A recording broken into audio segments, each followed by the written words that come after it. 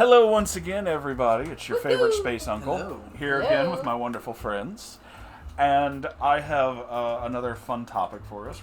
Again, if we were doing this like once every... this is like our third episode we're trying to record all together. I didn't think we'd get more than one, honestly, so I'm really excited about this. Oh, absolutely. So this one, I actually have a little topic picked out for us. Oh, boy. And I think since you've been here for a little while, you'll have some fun with this, too. Oh. And again, since I picked out the topic, I'll start. Give everybody time to think of stories. And our topic this week, this week, because this is a weekly show. I don't know why I was second-guessing myself. Probably because we recorded them all in one go, so you know. You're fine. Our topic is... I like to refer to them as Louisiana stories. Oh. Specifically things that have happened to you while here that you would only think of as something that could happen here. Oh, boy. I have a lot of those. So... Of course you do. Us growing up here, obviously we're going to have a lot, but you've got to have some interesting things coming to visit and then coming to live here, so... That's true.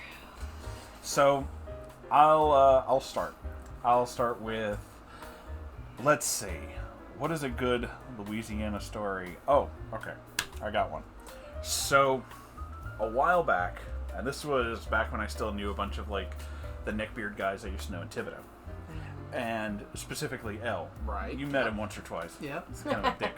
So, I was hanging around down there. This was after we had moved here, but I had a car. So, we're down there, and we decide the best place when you live in a town like that to go, goof off and not have to worry about paying for things is down the service roads for sugarcane fields. Yeah. Because the cops don't go down there. Nobody's ever out there. Yeah. And at that time, you think you're hot shit because you have a vehicle, and you're like, it'll be fine. It's the middle of the night, but I have 2 headlights, which is fine, unless you turn them off. And then you're in real trouble. So we decide we're going around up there. We're cutting up, hanging out, talking about stuff. I'm hearing the very... How do I put this? The very endless tale of Elle's obsession with this one girl who really obviously wanted him to go out with her, but he's like, I don't know. The thing is, he was scared of her ex-boyfriend. And the ex-boyfriend's like a dick, so it was like, dude, nut up or shut up. Nobody cares. So they go back and forth, and the whole time I'm just listening to him like, yeah, okay, yeah. And at one point, I decide I've had enough. I'll tell you how wonderfully unhealthy we were back in the day. We used to buy like the 2-liter bottles of soda. Oh, God. And just drink those straight. That was such a bad idea. It really, That came back to haunt me in a big bad way. So don't do that shit anymore, thank God. But so we killed one of those, or I'm pretty much 2/3 of the way through mine, and I'm like, I really gotta pee. But we're in the middle of nowhere. So I'm like, okay, I'm going to pull over on the side of the road here, because we're in the country, out in the middle of the sugarcane field. Put my flashers on, because I don't need my headlights on. And I'm just going to step out of the car and do this. The whole time he's like, are you sure this is okay? Are you sure? And I'm like, there's nobody out here. It's fine. It's fine. So, caution lights, your flashers are determined, they're bright enough that if anybody goes by, they can see them. We're in the middle of nowhere. There's nobody there, so they're extra bright because there's also no lights. Yeah. Which is perfect when the police car was going down the road saw them. And any cop who sees your flashes on in the middle of nowhere is like, that guy's in trouble. I'm a police officer. I better go check it out. Yeah, I better go see what's going on here. I'm going to assist the citizen. Yeah, so he pulls up and he's got like he turns a big spotlight on in the car and he goes over the loudspeaker because I'm standing off to the front of the car near the ditch, relieving myself, shall we say. Yep. And suddenly there's a spotlight on me, and I hear him go, turn around and put your hands above. And I just turn back and go, I can't. And I guess he heard me because he's like, why not? And it's like, I'm peeing. And he's like, there's a long pause. And then he goes, well, when you're done. So I go back to the vehicle. I've got my hands on the hood. I'm waiting for this cop to get out. Now, to give you a little bit of backstory, both my parents were Thibodeau PD officers for the longest time. My dad worked for the sheriff's department out there too, and then he went to NOPD, and my mom was a detective, And basically everybody knew my family. They knew all the cops. Mm-hmm. And they had not been there for a while. So my dad went to NOPD years before that, and then we moved like 3 or 4 years before that. So I'm like, okay, here we go. About to get in trouble with the police officer and all this other stuff. And I guess it didn't click because he was over the loudspeaker, but the guy comes up and he's got his little, tablet thing or whatever. They're supposed to like write all this stuff out. And he's like, okay, I'm going to need to see your license. And he looks up and looks me dead in the face, and then I recognize him. It's a cop that I've known for the longest time. And he just goes, what the hell are you doing out here? I was like, I had to pee. And he's like, next time go to Walmart or something. Go, get out of here. So the best part of that is after we're in the car, and the whole time Elle is freaking out. He's just like, we're going to get arrested because we're in the middle of nowhere. And I was like, no, it's fine. He knows me. It's cool. We go about a couple, we go into town at this point. And we're stopped at the Walmart or whatever. And right about then, because it's about, 7, 8 o'clock.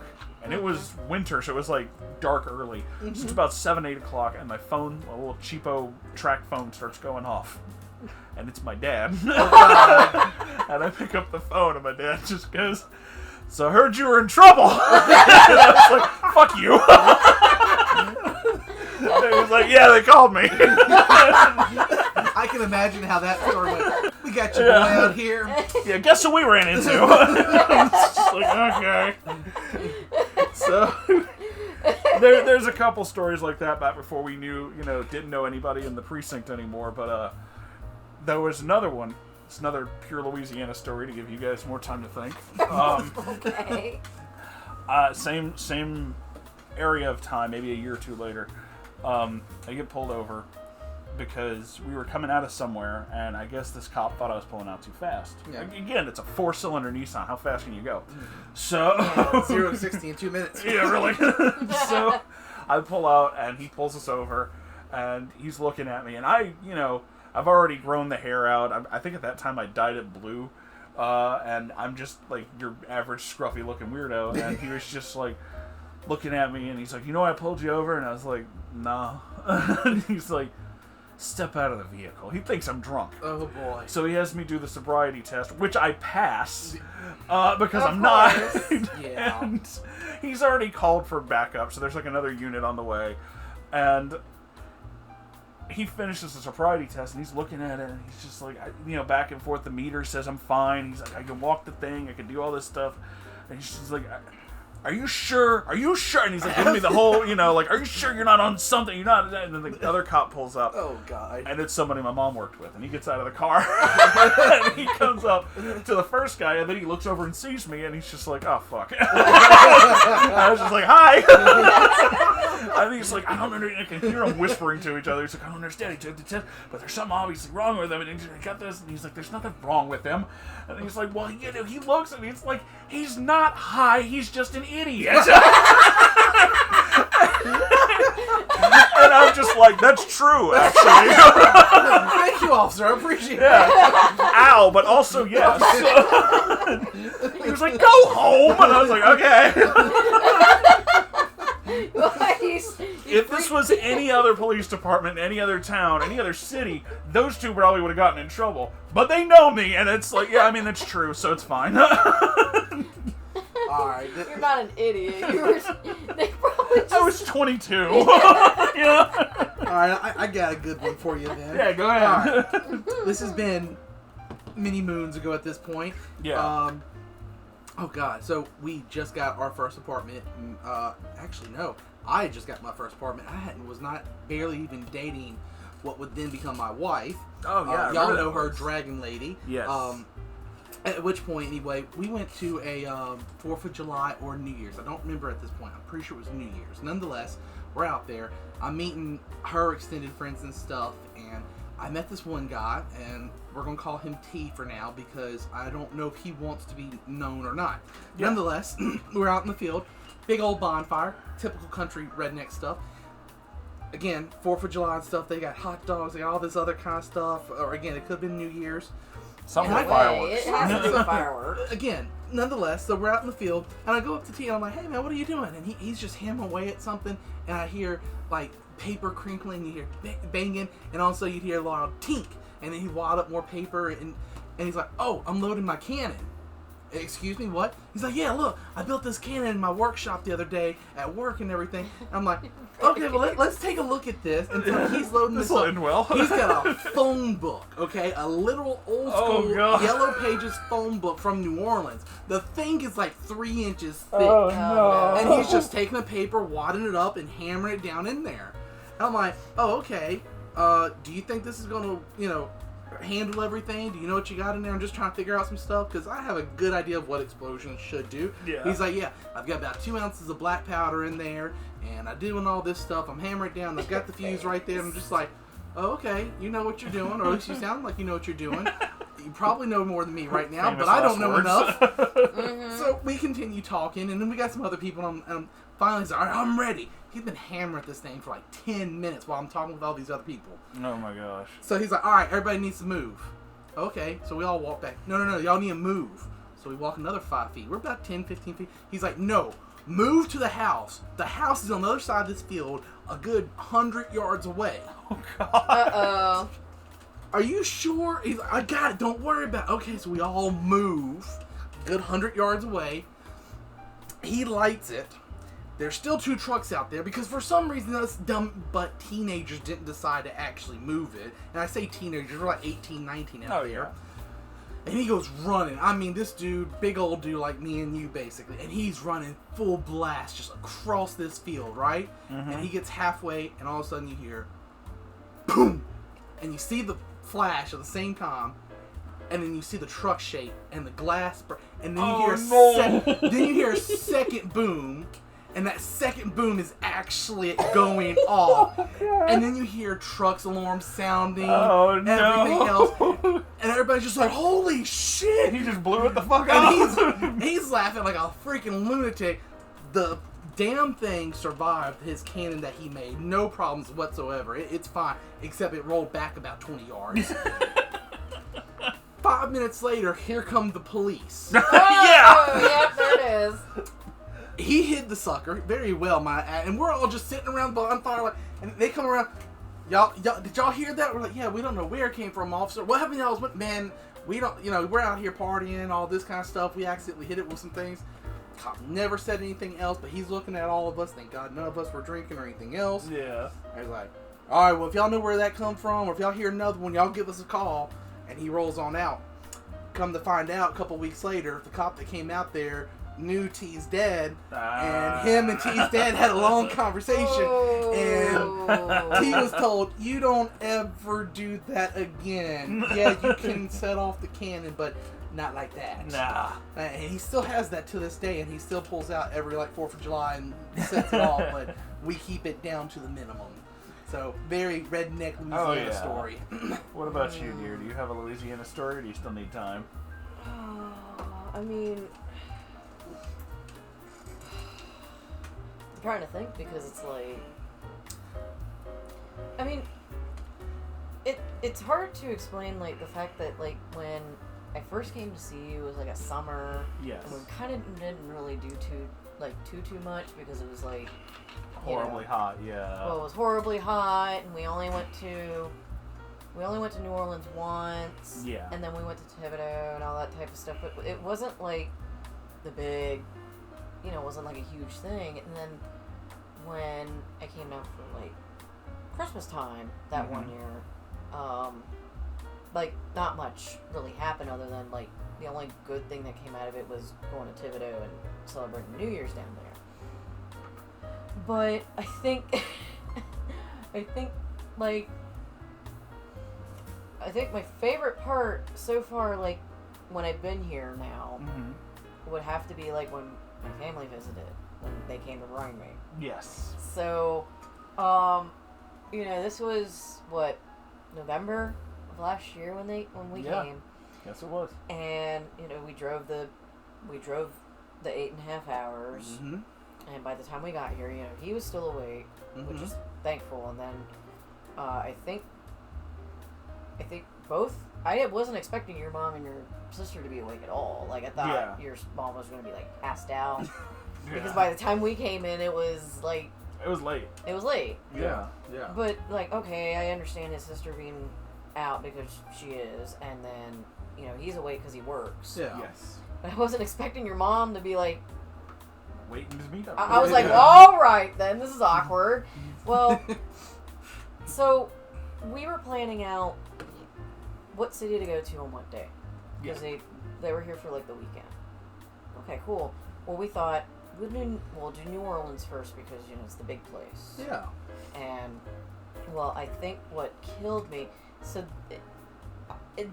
I'm not even thinking about the fact that we went to Baton Rouge, which was fun by the way. But it was just like the New Orleans trip killed me. That was the pure Louisiana moment. Yes. Yes. That was so the best. all right. So we got up when we were supposed to, right?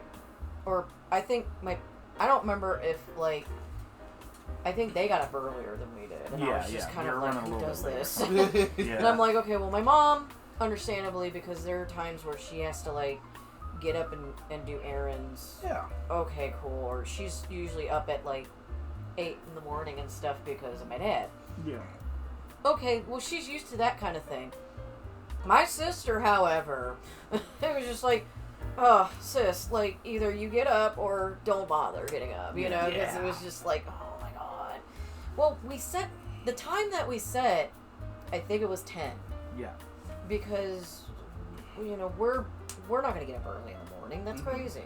Yeah, and it's gonna take a little while to get to New Orleans. Yeah. Eventually, we did. So, but we get to the place. We get to the place where they're staying at, which is a nice place. Well, my sister was doing the whole pushing us out the door shit. Yeah. And we're just kind of like, we want to know what the place looks like, because so this person set up their house for Airbnb. Yeah. It's a nice little place, And it was cute and everything, and my mom was taking care of, like, if there was a spider or if there was wasp nest. And she took care of all of that because they're not expected to do that, but she did it anyways because she thought, we're taking care of the house. Yeah. So we might as well just do all that. I thought that was kind of... Yeah. That's my mom. My mom does that kind of thing. If it was a hotel, that's a totally different subject. Yeah, that's a different story. Yeah. But since it's someone's house, she wanted to make sure she took care of it as much as you took care of your house. Well, my sister was doing the pushing us out in the hurry thing, and we're just kind of like, sis, if you know anything about how far it takes us to get to Orlando, it's the same thing going to New Orleans. It's gonna be a while. Yeah. It was a long trip. Well, we told them that they should stick with us because we were going to take the back roads. Yeah. Because we did not want to go on the interstate. No. That's the one thing we didn't want to do. We didn't want to go on the interstate. That's not our thing. I hate driving on the And interstate. my mom understood that. My sister didn't get it. Whatever. She's my sister. Yeah. So we finally get to New Orleans. Yeah. And I think it was like... This was... during standard time, so it's not daylight out very. Yeah. It's it's like getting dark kind of scene. Yeah. So it was like we get there at like, I don't know, near 5 o'clock. 4 or 5, something 4 like or that. 5, Okay. yeah. So it's gonna be getting dark pretty soon. Yeah, but usually that's the best time when you want to be there anyway. Yes. French Quarter. That's where all the good stuff happens. Yeah. That's right. We're like, we should go eat somewhere because we haven't eaten yet. Yep. Well, my sister's like, oh my god, I think what killed... Because we parked in the Riverwalk Mall. Yeah. Yeah, it's best parking because it's not terribly expensive and nobody's going to mess with you. Well, we go in because we're thinking, we could go in through the mall, go through down, like all the way down to where it goes towards the French Quarter. Yeah. Quicker that way instead of going through the parking lot. Yeah. So... What killed me, and I think what made him laugh, was like, oh, should we eat something in the mall? I was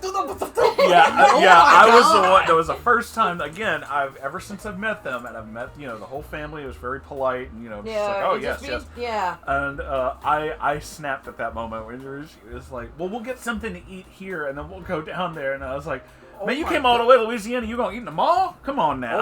That's this whole teen almost. Yeah. Well, my mom. But I saved them. I think my mom said something. Yeah. She said, well, isn't Cafe Du Monde in the mall? Because I one told her is, about yes. it. There's we one in did. the mall? Okay. Yeah. She's like, well, isn't there a Cafe Du Monde in the mall? I want to go there. Oh yeah. So Which we went is- there. Well, Okay, because that's I acceptable. told Got our coffee her. and beignets. Well, because I've told her we went to the one in the mall because it's not crowded compared to the one that's actually in the French Quarter. Yes, and the last time we were in New Orleans and went there, it was summer too, so it would have been like 90-something outside. And you don't want hot coffee in the heat. Well, that's not good. Well, so this is during winter time, so it's like actually kind of nice out. Yeah. We actually had the nice weather this time. So, but when we finally did get to the French Quarter after having our beignets and my sister was picky about the coffee, by the way. Only person I know don't like Louisiana coffee. She's like, well, I can't have milk in my coffee. Okay, so get regular. Well, then get it the way it is. You know, I milk in the coffee is not gonna bother me, and I'm like, you could just get sugar. Well, I can't do sugar. Yeah, she's picky Okay, well then about just get it the way it is, black or straight or whatever you want to call it. For God's Or sake. get hot cocoa, damn it. Yeah. which is what her kids and my mom got was hot cocoa. Yeah, it was good. And of course we had beignets, and I told them just get one thing of beignets. That's all you need. Mm-hmm. Not realizing how fucking huge big. they are. They're big. There's 3 of them and they huge. Yeah. So we had that. Then we finally go towards the French Quarter, and my mom's like thinking, okay, Moonhorse is our guide. He's gonna take us everywhere we needed to go. We went to all the fun little places. Oh, I bet. My sister was just... Oh yeah, she kept trying to like plan guide, but she's never been there, so she doesn't know where she's going. She's like, we're gonna go here, we're gonna Jesus. go there. Well, they're like, well, we have a map, and I'm like, we have a local native. Follow the man who lives here. Yeah. No, my mom practically ignored her and was just like, hey, where's a good place to go? So the kind best of attitude. I think the best part of that was your mom actually had this experience. Was now, I love my in-laws, but they're very not super conservative, but they're very church going, good people. And we go all the way to the French Quarter, and there is a full-on drag music hall directly there, and I got to bring them to that. Oh yeah, I was so proud of myself. Yeah, it was. We were on Bourbon Street, and that man had a beautiful voice. That's all I'm saying. Because, my mom wanted to go to Madame Laveau's shop. Oh, yes. Because I mentioned that's where I got my voodoo beads from. Yeah, and that was the same place. I warned her sister, like, whatever they say, because this is very specific, listen to them. Don't mess with anything, and if they tell you not to do something, don't do the thing. Yeah. Because I said, they're not going to ask you nicely. This is a very, privately owned voodoo shop, so they're going to go off on you. And she kind of got that the hard way because I noticed it was her. She was, looking at something and went for her phone, and the lady behind the counter just leaned down and went, put the fucking phone away! I was like, whoa! They don't play. No, they do not.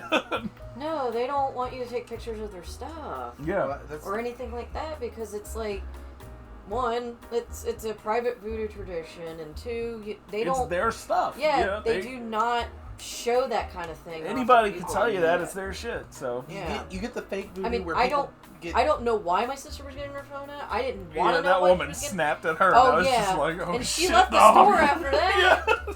See, the thing is, for some down here, voodoo's a religion. So you start taking pictures. I mean, it'd be like somebody going up in your church and start taking pictures all over. Yeah, it's very disrespectful. That's a little disrespectful. So. Well, my sister had no idea. Well, yeah. And my mom, I think my mom said something. I'm trying to remember. I think she was telling you about it or whatever. Yeah. She's like, that's what happens when you disrespect someone's religion. Oh yeah. Mm-hmm. Or something like that. Because we had a second instance in the same store. There was some girls, I don't know where they were. They had a big statue somebody had made in a big glass case, like a wooden statue they had made of Baphomet. Oh. Yes, it was a very nice statue. And this one girl, it's a very voodoo-centric statue, so it's hand painted. It's very obvious that they worked really hard on it.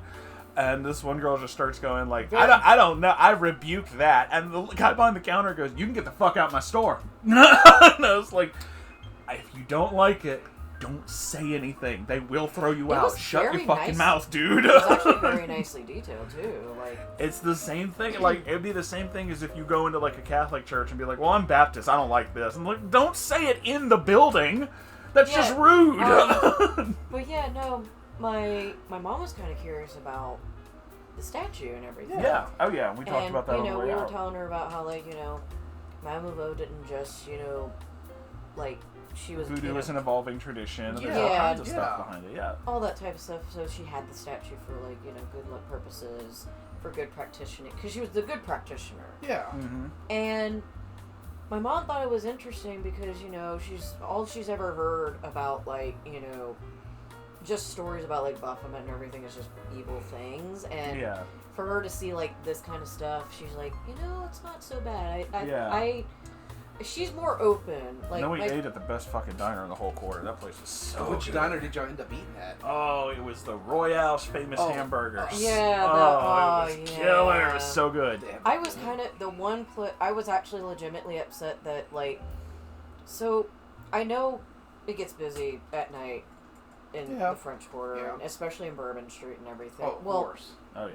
The place that we ran into was the Vampire Cafe. Oh, yeah, but they were loaded. There was no way. I bet. But I was just kind of like, I'm willing to wait.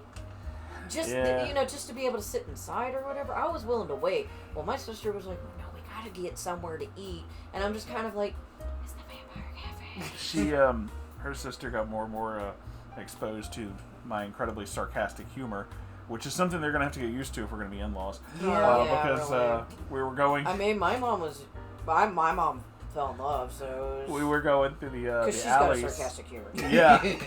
We're very similar. Yeah. We're going through the alleyway near St. Louis Cathedral. Yes. And Bourbon Street's like right there. It's like one street over. Mm-hmm. And I was like, yeah, this should let out right onto Bourbon. And I was standing next to her sister, and she was like... They had, like, Bourbon Street, like, they have, you mean we can get booze there? And I was like, no, they closed on Saturday. Oh, yeah. Meanwhile, we come out and all the bars are open, and there's people going in and out. That is one of the good things about New Orleans. Mm-hmm. You're not just like, hey, here's a bar. We're like, hey, here's a whole effing street of bars. By Oh, the way, yeah. you can get a drink from there and then walk to that one and get another drink. It was a fun trip. I really want us to go back. I think we all should go at some point. Yeah. Just the four of us, so I think that'd be really great. That'd be nice, because... Yeah. I haven't been in forever. I kind of felt bad for my mom, because I didn't feel like she got the experience. Next time she comes down here, we're going to make it a whole trip. Yeah, because she wanted to see everything. Oh, yeah. And I was just kind of like, this. We didn't get to go to, like, the French market proper, which is a whole experience in and of itself that you have to. I think the one good thing she got out of it, other than being able to go to Madame Laveau's shop, which she did get the same beads I have. Yeah. Okay. She got the balance beads. And she's like, look, I may not be a big believer, but I do think these do work. Yeah. Because she hasn't tripped since then. Like, sometimes, whether you believe in something or not, just the passive, well, this is supposed to help, that mind over matter thing, it helps. So that's completely understandable. Well, yeah, I told her ever since I wore them, I haven't had a klutzy fall or anything. There you go. So, but I actually do think they are real, so... Yeah. Well, I mean, that's different, but, it's... In that same trip, but I think the only other thing that she was very happy about, which was two things that she was very happy about on that trip, even though my sister kind of ruined most of it, was being able to go to the shop and actually being able to go to the pirate bar. Yes, because we went to Lafitte's. We were telling her about, like, the alley it's and the Lafitte's. bar. It's a real place.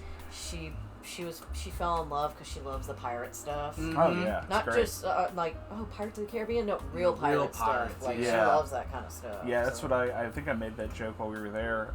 So I was like, this is a great, it's a great place. And I said, but we have to drive back, so we have to leave early. We have to do this. And I was like, if we had enough money and had the ability to, I'd say we get a hotel somewhere around here, because there's some in the quarter that aren't the worst. And the Royal Hotel is actually really nice. Yeah, and I think I made that. There was a joke about that, because I think I said something like, yeah, if we didn't have to drive, then we could do this. We could actually go in, check out all these different bars. And she said, you make it sound like if we didn't have to drive, you wouldn't be, like, sober. I was like, I wouldn't. No. Yeah. I take driving seriously, but if I can walk, hey, it's fine. Don't worry about it. Yeah, really. Hey, if I fall over, that's one thing. I'm not. Yeah, it's just me. I'll be fine. Yeah, no, I think the other sucky part about that trip was, like, okay, I got to use the bathroom. Well, I wasn't gonna go in a bar because they're friggin' packed and all this type of stuff, but I had to go bad, and we had to go. I don't remember what hotel it was in the French it was Quarter. what is it, the Royale near the casino. Yeah, it was the yeah. the really nice hotel. Yeah, yeah. Well, Yeah. I just needed to use the bathroom. We just well, pretended we were staying there, that's all. so you guys were outside. It was just you and your mom, because my sister was doing whatever the fuck she was doing Yeah. with her Family. kids. Felt bad for the kids, but it's like she was doing whatever she was doing. She went off wherever, and it just was like, okay, well, we're gonna go to this hotel, so you can go use the bathroom. I guess they were having a convention or something or whatever was going on, because there were they're coming so over many from the casino. Yeah. Yeah, there were so many people, and they were still partying, and that's some all of them night. were going back into their room. Yeah. I'm like, okay, whatever. I don't really give it. I mean, New Orleans I is don't party care. capital No for a one reason. really paid attention to me. They just thought I was one of the people. Yeah, I mean, I made that joke to your niece at one point. So I was like, because we were just like, is it okay for us to be in here? It's like, if anybody asks, just tell them we're staying on the 3rd floor. And it's just like, will they throw us out if we don't actually stay here? It's like, well, yeah, but lie. It's fine. Don't worry about it. It's fine, whatever. Well, they didn't say anything to me. They just assumed either I was there for the bathroom or I came from the casino. Yeah. So, I mean, and to some extent, they yeah. kind of expect some of that. They do try to keep it down. Yeah. So, I'm like thinking, okay, the bathrooms are going to be right near the entrance. Yeah. And No, then they're I'm like, way up in there, yeah. where the fuck are the bathrooms? I'm like still walking, and I'm like, where the fuck are the bathrooms? I almost wanted to ask an employee, but then I'm like, no, because I feel like I'm going to get caught and thrown out of the fucking hotel. Finally get to the bathroom. They're all the way in the back of the hotel. Yeah. And I'm like, what the fuck is happening here? The best one, I think, was when we were walking down Bourbon. We were going to go get food. Yeah. And we were trying to find, I was like, we're going to a little hamburger place. We're walking down there. We walk past this one spot, just like in between some of the bars. And there's this guy kind of like walking back and forth. He's talking to people. And he came up to me and he was just like, he said something. I think he was just like, hey, man, you looking to buy? And I was like, nah, dude, I'm good. And I was walking next to your mom. And after he did that, she just kind of looked at me. He's like, what did he say? He's like, oh, he was asking if I wanted to buy. It's like, buy what? It's probably drugs. Yeah. She's like, what? And I was like, no, it happens. Don't worry about it. And she's like, does that happen often? And I was like, my record is 7. I think what really made me giggle hardcore was when you mentioned about the poles, about the street poles. Yes. I said, don't. Because the kids don't grab, know. Yeah, because they were like kind of swinging around by the poles. Yeah. And I was like, y'all don't grab the poles. You get Vaseline on your hand. And my sister. Yeah, and your sister was just like, what? Say that again? And I was like, you'll get Vaseline on your hands. It's gross. It's like, why Vaseline? It's like, because they grease the poles to keep the drunks from climbing them and falling over, hurt themselves. And they've had them on since Mardi Gras. So and it was great because she was like, you're making that up. And I was like, you can go check. Yeah. He's like, I'm telling you, they do. The poles. Yeah, no, and my nephew wasn't listening, and he went to go touch the poles, and I'm like, I was like, yeah, man, that's what I told you. I was like, I'm like, kid, don't touch the poles, and he's like, why? And I'm like, they grease them poles, and he's just like, oh. Yeah. I got a great Louisiana story. So go for it. Mm-hmm. When I was just getting out of high school, I actually volunteered to go down with the band from the high school and be like not necessarily a chaperone, but somebody to help out, keep the people out of the path and everything. It was Mardi Gras. Oh, yeah. Oh, yeah. Okay, so I'm with the band group and everything, and we get off the bus, and we're doing our thing, and we're about halfway through this parade. And the cheerleaders, dance team, whatever, is in front of us. Mm-hmm. And there's nobody there to help them, which I thought was weird to begin with. Nonetheless, one of the drunk guys has gotten over out of the crowd and like messed with these cheerleaders and stuff. And he's all like, oh yeah, baby. And he's like all up on them. And you can just tell by the look on this girl's face, she is freaked the hell out. Oh, yeah. Now, I didn't realize who it was at the time because I really wasn't paying attention. I just knew she was freaked out. And so I walked up to the guy. And I'm like, hey, man, you know, you're partying, you're having fun. I'm bringing him back over to his other group of friends that was partying down here. I'm like, hey, man, you need to stay over here. You know, these people are trying to come through. You're going to get tripped over. Oh, man, you're so nice. We're worried about me. All this other kind of stuff. Thank you so much. Just the typical drunk stuff. And then I turn around and actually look at the girl. And it's my ex, and I'm just like, oh. hey. And she's like, thank you so much. Just like the look on her face at that point. I was like, yeah, it's cool. And from that point on, like, and one of the moms that was with us, she's like, okay, you need to walk up here and keep these people away from. Yeah. I'm like, great. Put the big guy up at the front. Yeah. Now, I see how y'all want to be, but it's just the typical a drunk's gonna get up in there yeah. and So, I actually have another. It's not a New Orleans story, but it is a very Louisiana story, and this one involves a neckbeard. Oh boy. So years ago, when I still knew Z, Mm. you may know some of this story. Oh, So, Z was weirdly obsessed with, like, he had to have a girlfriend, and it was very uncomfortable to the point that he would just, like, bother random people, and it was like, dude, just stop, just chill. But at some point, somehow or another, he wound up going out with this one girl. I won't mention names, but he did start going out with her, and I met her like one time because of some party or something that he was like, we all have to go, and I was like, I don't know anybody, you're friends. I know. Like, what you're I don't know what talking the fuck about. I'm like, and it was the most awkward shit. I spent the entire night like staring at a bonfire, and they were like all talking amongst themselves, and I was like, this is cool, I guess. And eventually, like, we left, and then he told me all this stuff about how, you know, they split up, and it was just like, oh, you know, she was so awful and all this other shit, and I was just like, okay. Again, I'm like, I can't even contest this because I think I met this girl once, so I'm just like, I barely even know her name at this point. I'm just like, yeah, okay, she's bad, I guess, I don't know.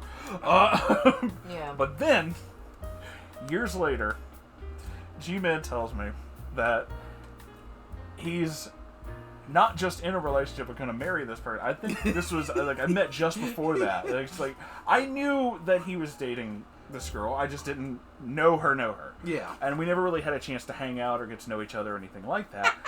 And then, I don't even remember how it started. I think we were, like, over at your apartment or something, and you're like, oh, she's coming over with some of her friends. And I was like, oh, okay, that's cool. Now I actually get to meet her. And she shows up, and it's the same girl. Oh my god! I was like, I know you! Yes! And we actually got to talk. 'Cause at first it was kind of weird because, like, oh, you know him. And we didn't really talk too much. But after a while, we actually started getting to talk. And I was like, so, I don't know how it came up, but I was just like, we said something about Z. And I was like, man, he's like a dick. And as soon as I said that, she was like, oh my god, thank you. Okay, I gotta give some background right now to help clarify this story. We like became best friends that night. Yes. So the background of this story, this party that you went to was actually supposed to be her birthday party. Oh, okay. So, even more backstory on this. Evidently, unbeknownst to very many people, only a select few, Z entered into a bet with 3 other guys. Oh, God, I remember the bet. And the bet was who could get laid first. Yeah, I know. He told me about it. Essentially, whoever got laid last was the loser. I'm going to skip to the good part. Z is the loser on that one. Yeah. But the best part of all, though, is the fact that the scrawniest and the one that they thought was going to be the least likely, and they all thought, oh, you're lying about having a girlfriend, he got laid first. And he got laid like the next weekend after they made this bet. And he just strode up and said, here, call my girlfriend. They called the girlfriend. She's like, yeah, I'll do it again, right? I'll come over and do it again to him. So the reason they broke up is because he basically, I'm not going to say forced him, but was like, we need to have sex or... pressured. Yeah, he pressured her. Yeah, and she was like, no. And she's like, no, yeah, tough you. shit. Yeah, really. Oh, I actually have more backstory to that. Oh, okay. So, I'm sure he was the one who told everybody that, like, it was this other person, and we could do all that, just call her, oh, he's super macho. That's not true, because it was me. I was the one that he said I had to be a part of the bet. It was myself and him and Kay. Okay, he had 2 bets going then. Oh, then he had another guy. He had another set. Because this was a group that was in the band together with him. Oh, okay. So now this is a double. I didn't know about that. This is a double whammy then. So, before it gets, like, weirdly misogynistic, no, whenever he came up with the bet that I had to be in with Kay, who also didn't want to be in bed anyway. He was just like, this is dumb. Yeah. But he kept going off about it, and Kay was helping me fix my car. Yeah. Basically handing me tools, and he was just trying to learn some of this stuff too. So he was actually being pretty cool that day. And as he's going on and on about how, I have a girlfriend and all this other shit, and he said something about this bet, and all I remember is he said something about a bet and we should do it. And I was changing, I think, like the spark plugs in my car, and I was like, huh? Yeah, sure, whatever. And just kept going because I wasn't even paying attention. It so sounds like you. That's the best thing of all. Yeah, and it wasn't until later, like, I like with my ex that, I don't know, somehow it came up and I was telling Kay about, like, we had met and then stuff happened and we're like, whatever. And he was like, oh, I guess you won the bet. And I was like, what bet? And then he reminded me and I was like, he was serious? And he was like, yeah, he's been telling me about it for like 3 weeks. And I was like, what the fuck? That's weird. And he's like, that's what I said. I guess that didn't go well. That's why he made this. Yeah, it was like both of us were just like, shut up, asshole. This is a chicken or egg theory here. But so see, whatever happens, so he made these two separate bets. This is sad that not only was he that misogynistic, but that he had to try to be the man in two different groups and be like, yeah, I'm going to do this, and lose both times, and not even on purpose. The other three that he made the bet with, they weren't trying. They were just like, yeah, sure, whatever, we're going in the bed with you. They didn't care. They were just trying to get him to shut up. Yeah, and like, I was when Kay brought that up, and he was like, I didn't really care, so I wasn't paying attention either, and I was like, okay, so he's like, yeah, I guess you won the bet. And I was like, but did I win anything? Like, am I going to get anything? He's like, no, he doesn't have any money. And I was like, yeah, okay, so fuck him. I think you mentioned that, and I think he heard that, and he's just like, what? Oh, yeah, he got really mad at me about it. He got mad at you about it, and I fully see Z getting mad at that, like, I can't believe that. Like, you... Like, yeah, because...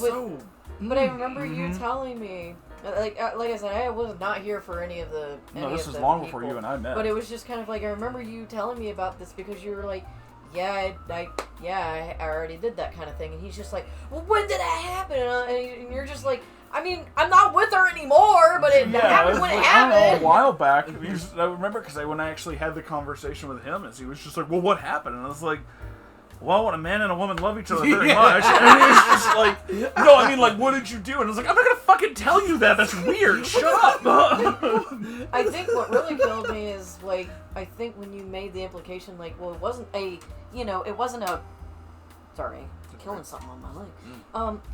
I remember you telling me, like, you were trying to tell him, it's like, well, it wasn't a fun experience. No, it's just whatever, it just happened. Yeah, and he's just like, what do you mean it's not a fun experience?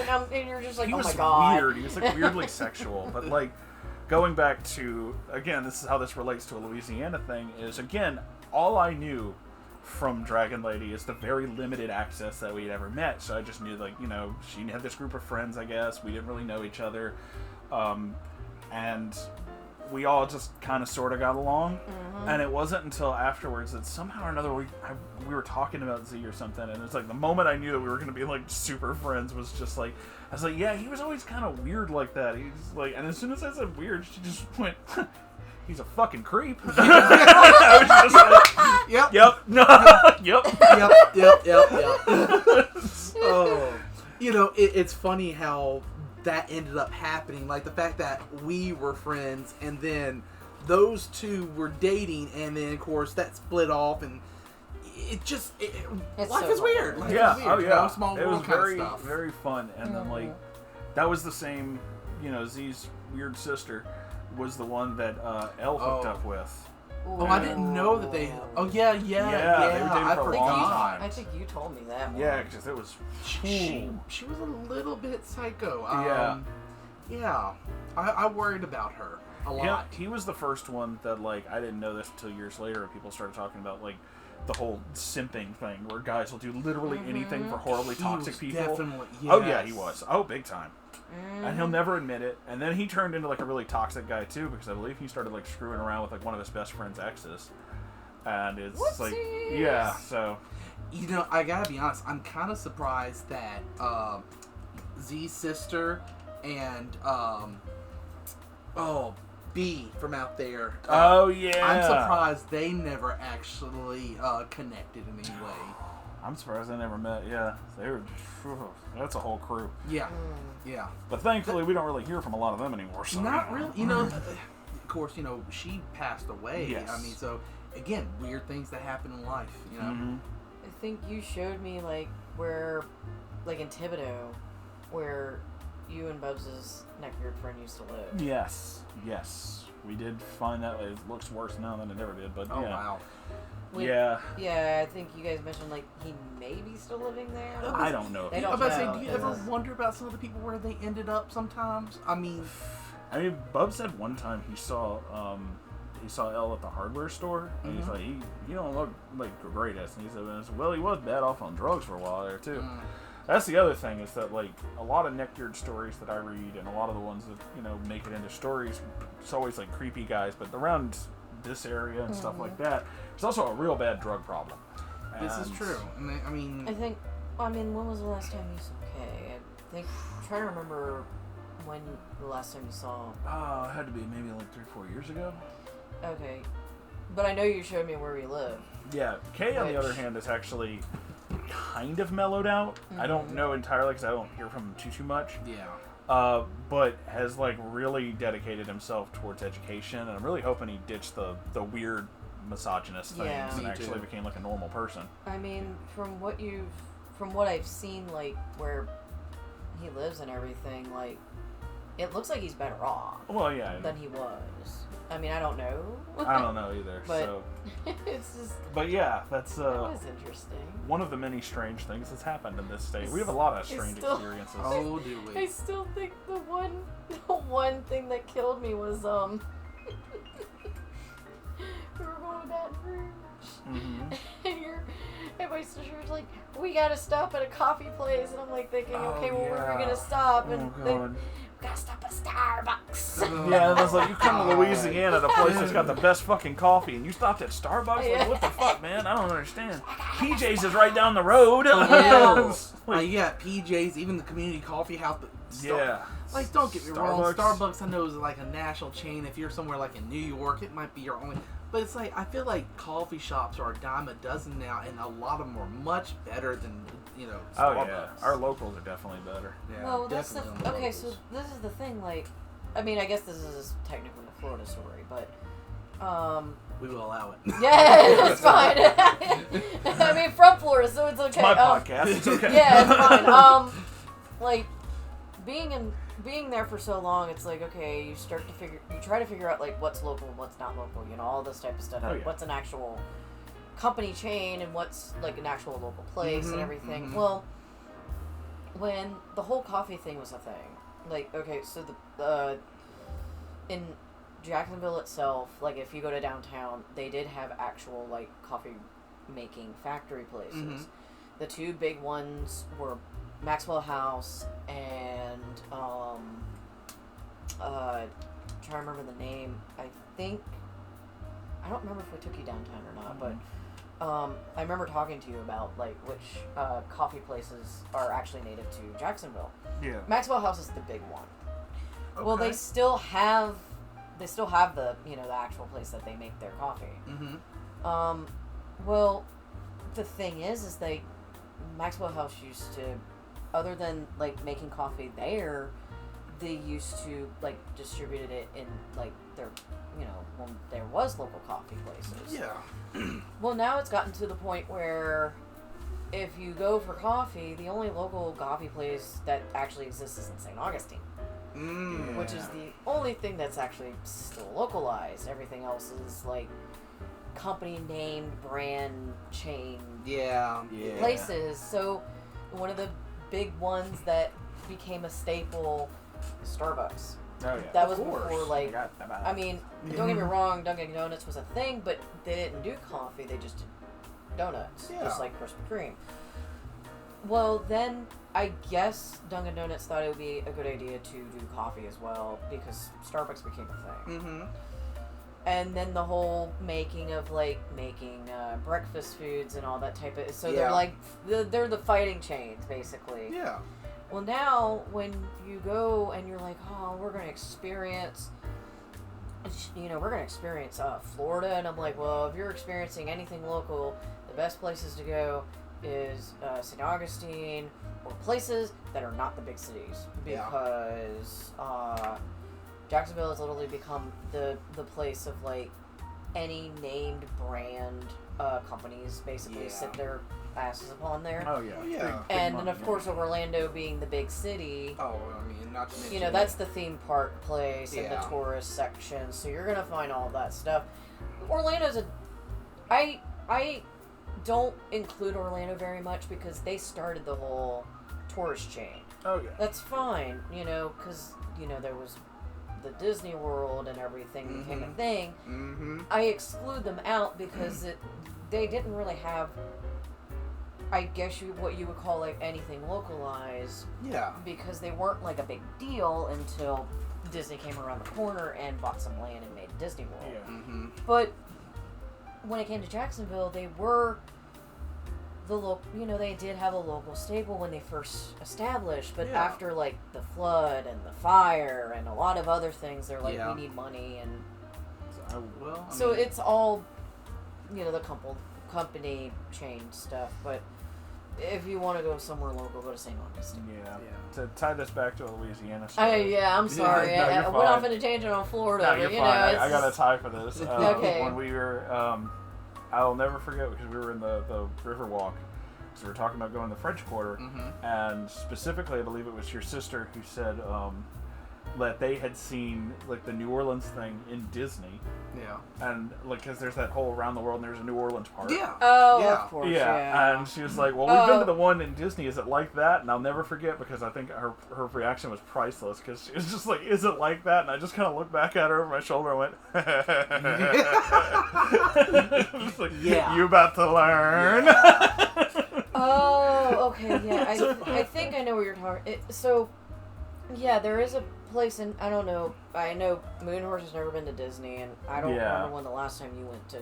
It's been Disney. about a decade or so. Okay, so there's a lot of stuff that they changed in Disney World, of course. Yeah. But, they do have this area. I think it's considered Frontierland or whatever you want to call it.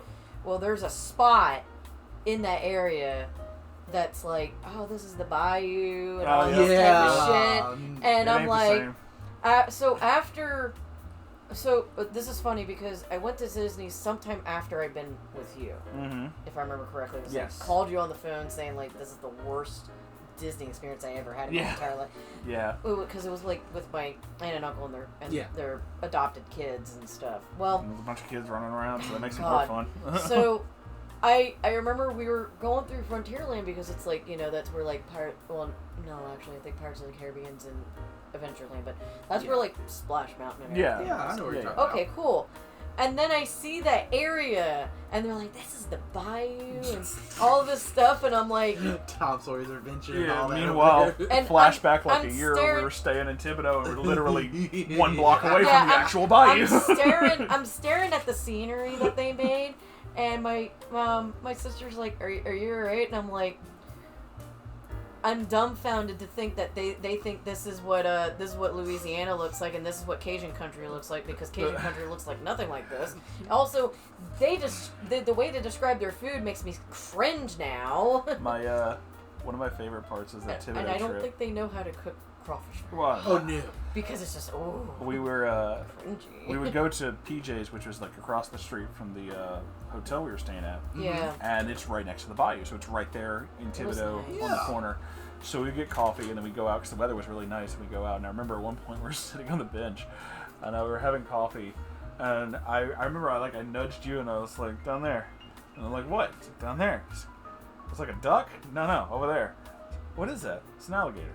Oh yeah! I didn't they're realize just I was right looking there. at It's an like, they're just right alligator. there. To tie that into a Louisiana story, of course, the businesses I've been in, I do a lot of traveling, basically. Oh, yeah. At one point in time, I was having to go back and forth to New Orleans over the spillway, basically, a lot. Oh, yeah. And once you get off the spillway, you're on 10. Okay, well, between spillway and Ponchatoula, you basically on a bridge going over, essentially, the Bayou Swamp, basically. Yep. Well, one year, about springtime, everything's starting to warm up. I'm looking down there and just kind of, as I'm driving, taking a look over, and I had to do a double take. And I look down there, and just in one section where that sun's hitting the water, I counted at least a dozen alligators. All warming. I was just like, yep, it's getting springtime. That's a Louisiana thing right there. I mean, we get them in Florida. Yeah. Oh, no, yeah. We get the gators there, but if you really want to see gators, go to the Everglades. So, because that's our only swamp area at this point. That same New Orleans trip, it's another fun. It was a fun moment because we're leaving the French Quarter. It's kind of late, and I had borrowed your vehicle. Yeah. Yes. And we were driving back, and you're exhausted, and went to sleep, and that's fine. Did I? Yeah, you fell asleep for like a while. Okay. And we're coming through over the spillway. Now, again, it's like swampland, but it's also, that's where they open it up in order to prevent the city from flooding. So there's like open nothing. Yeah. And so G-Man's truck has this big boxy bed thing on it, utility. Yep. And the wind has started to blow. Yep, it's like a billboard. And and the whole back end just wiggling around on me. Yep. And I'm trying to go slow enough that it's like, okay, we're not going to do anything. Because once I start eking up to about 70, the whole thing's like, and I was like, no. And it was the longest trip across the spillway. Because you're asleep and I'm trying not to wake you up. And this thing has decided it's going to tap dance its way across the fucking spillway. And I'm just like, if you don't sit your big ass down, I swear to God. So, to make... I think I woke up at a certain point. Yeah, once we started getting into the plot, you're like, are you driving weird? And I was like, no, it's the truck. It's fine. Don't worry about it. And then you told me the ghost story, which killed me. Yeah. Yeah. Oh, God. The racing ghost story. Yeah. It's like if you're ever out in the middle of the... what is it? That was one of the many that I did that. I remember because we did that on... okay, you did 2 ghost stories on the way back. The Swamp Witch, the Bog Witch, the Lugaroo and stuff like that. Of course, and then the racing. Yeah, it's like if you're ever out on on the river road and you see somebody's taillights in front of you and they keep pulling away even as you get close to them, don't chase them because they're not real. Mm-hmm. The other one, I think the best part, and I kind of did this, I did this to your niece, which is pretty funny. Okay. Because I was like, if we were in the French Quarter, and I was like, you gotta watch out, because there's not a lot of trees. Yeah. I was like, but you don't want to hit the trees and stuff when you're out in bayou country. It's like, if you do that, even around here, you'll do that, and then, like, all of a sudden, they'll come down on you. And it's like, what is? And it's like, they call them ribbons. And it's like, what is that? And it's like, it's a big old snake. Mm-hmm. And there's, like, big snakes in the trees. And like, so just don't hit the trees. And it's just like, they're here, and it's like, the ribbons in the trees. It's just like, is that real? No, I made that up. I think she giggled. Yeah, she was like, don't just make things up. And I was like, I'm gonna. That's just as bad as drop bears. Yeah. Oh, God.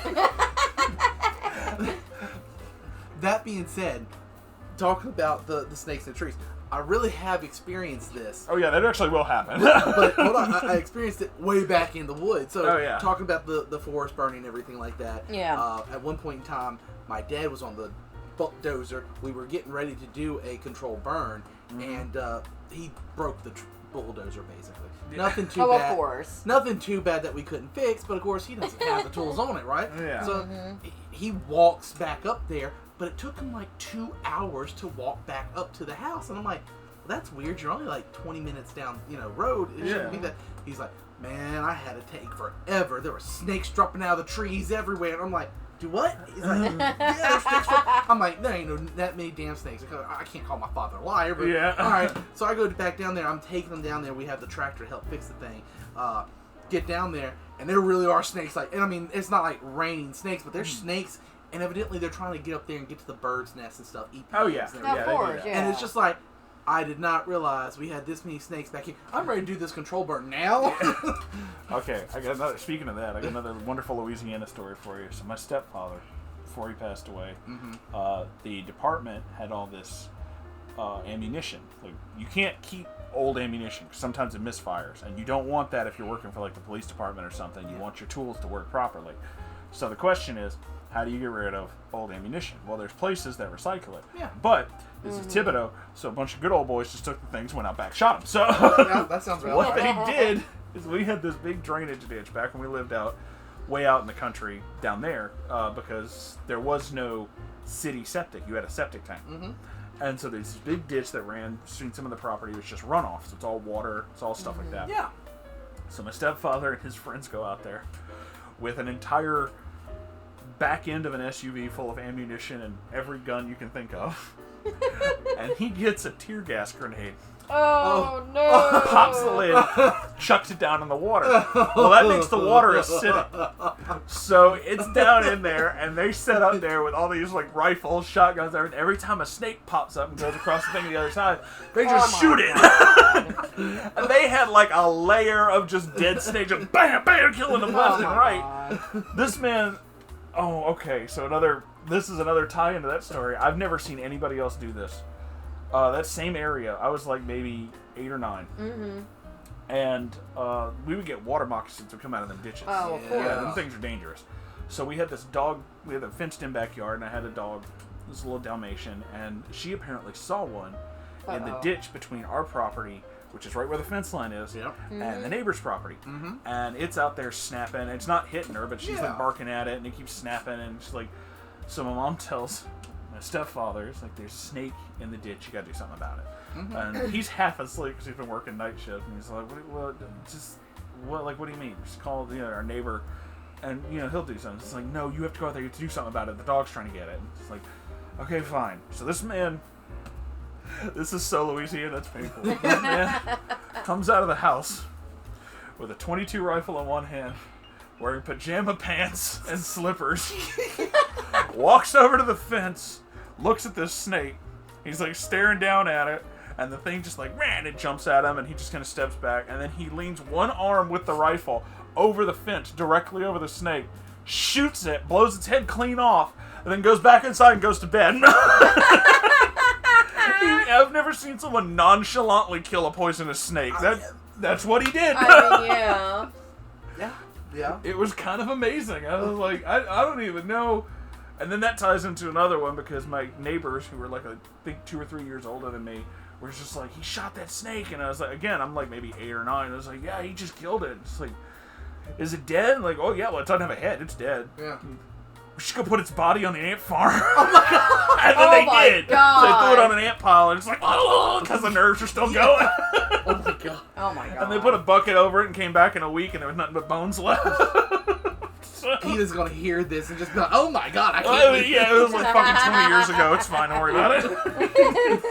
Oh god. Oh, yeah. So, yeah, that was fucking wild as shit. But, I think that'll about do it for our podcast, unless anybody else has another story. I'm sure we could talk all night. But... Oh, yeah, but we do have we got to stream later, and I've got to get something to eat. I'm starving. Oh, I believe it. So, that is it for our Louisiana Stories episode.